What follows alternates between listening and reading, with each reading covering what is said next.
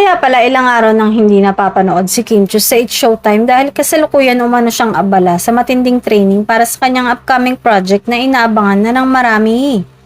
Ayon sa mga kumakalat na impormasyon, sinisimulan na ni Kim ang masinsinang paghahanda para sa bagong role na kanyang gagampanan.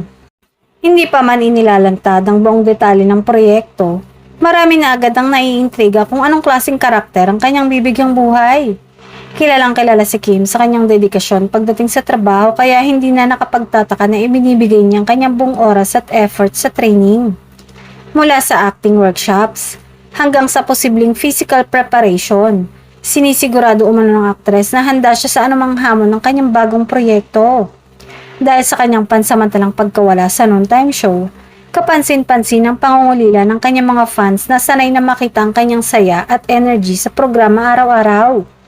Gayunpaman, nauunawaan naman ng marami na bahagi ito ng kanyang pag-unlad bilang isang artista.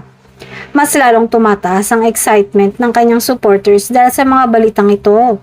Para sa kanila, kapag si Kim ang naghahanda ng ganito, siguradong may malaking pasabog na paparating na proyekto na tiyak na pag-uusapan.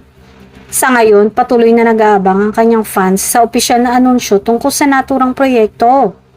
Pati na rin sa kanyang pagbabalik sa It's Showtime.